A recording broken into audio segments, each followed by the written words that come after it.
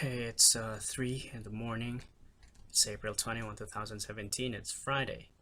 2 days ago, I went to the Mall of Asia. I met the president of the Philippines, Rodrigo Duterte, for the first time.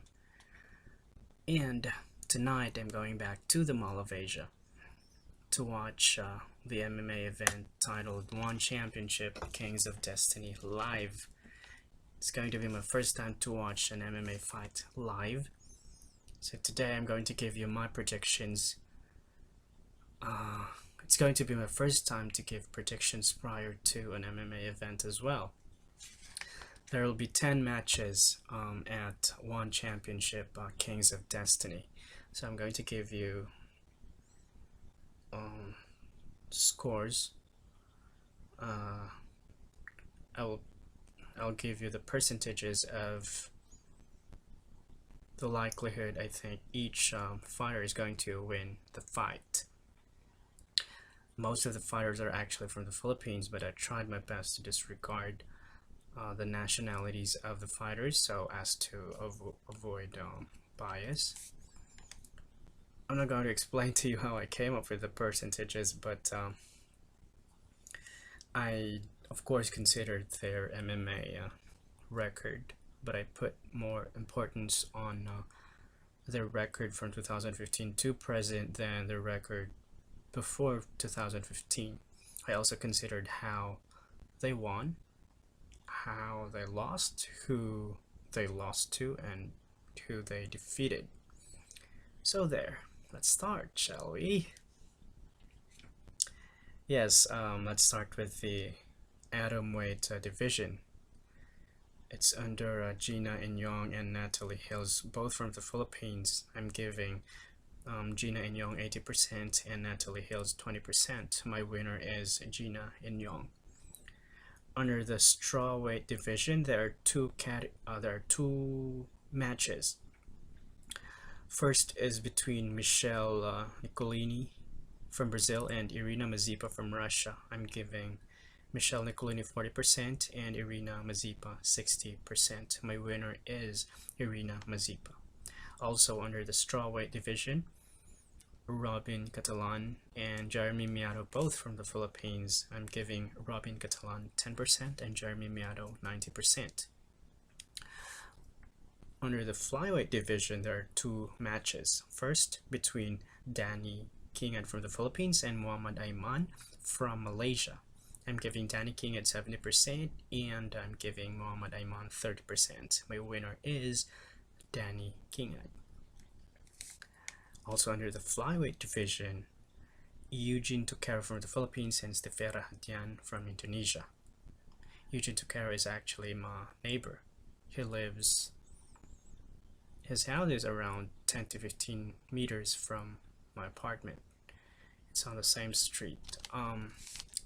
Well, he doesn't know me personally, but I'm sure he recognizes my face. I see him train almost every day on the street, actually in front of the house. But we never really got the chance to talk. We never talked to each other. But anyway, I'm giving Eugene Tucaro 25% and I'm giving Stefera Hadian 75%. See, no bias. There. Now let's move to the bantamweight division. There are two matches. First is between Chan Rothana from Cambodia and Xie Bin from China. I'm giving Chan Rothana 60% and Xie Bin 40%. My winner is Chan Rothana. Also under the bantamweight division are Kevin Bilingon from the Philippines and Tony Tauro from Finland. I'm giving Kevin Bilingon 80% and I'm giving Tony Tauro 20%. My winner is Kevin Bilingon. Under the lightweight division, we have Honorio Bonario from the Philippines and Yaroslav Yartim from Czech Republic. I'm giving Honorio Bonario 40% and 60% to Yaroslav Yartim. My winner is Yaroslav Yartim.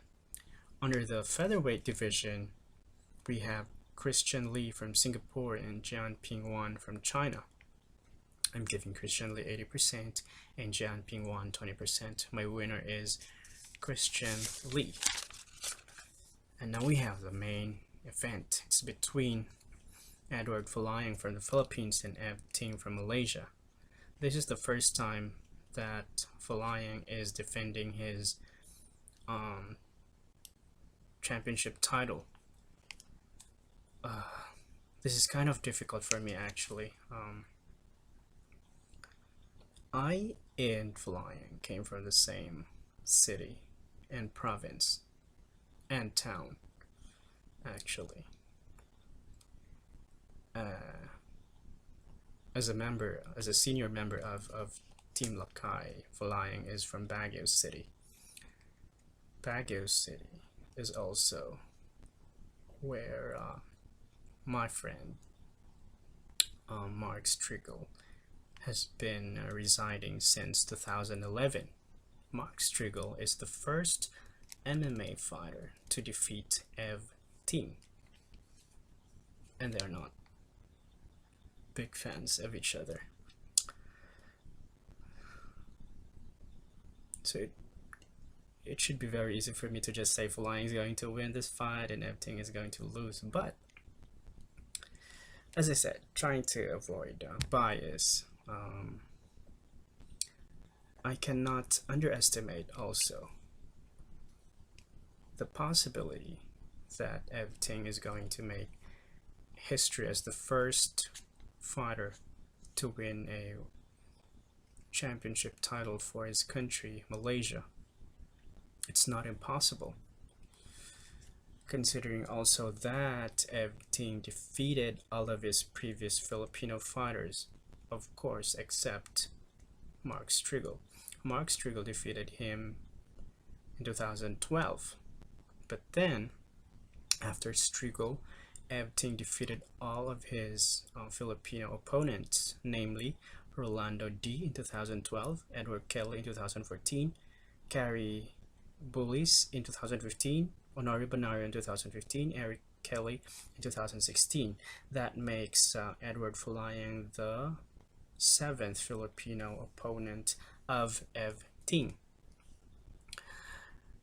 Interestingly enough, they also have Folayang and Ting have a common previous opponent, Kamal Shalorus.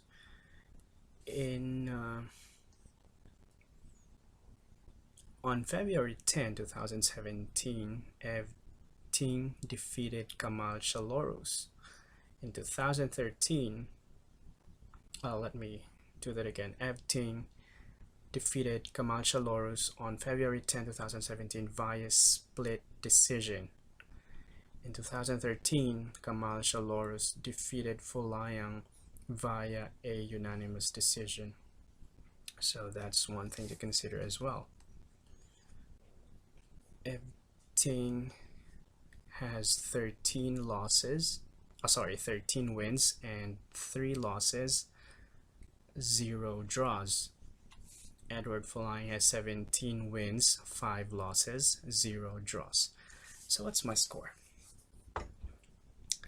Well, as I've said, I originally gave Eduard Folayang 50% and Ting 50%. But I'm going to give an extra 5% to Eduard Folayang for home court advantage, if that's a thing in MMA. If it's not a thing, I'm making it a thing. So my final scores are I'm giving Eduard Folayang 55% and Ting 45%. My winner is Eduard Folayang, but Ting is a close second. So that's it for today. We will review this video tomorrow. Let's see how many out of the 10 winners I got correctly. So I'm very excited. I have to go to bed today because hours from now I have to go to the Mall of Asia Arena to watch one championship Kings of Destiny live, and I'm going to give you, of course, exclusive videos from the fight. I'm so excited. The silence is driving me insane. Trying to smile guessing what's on your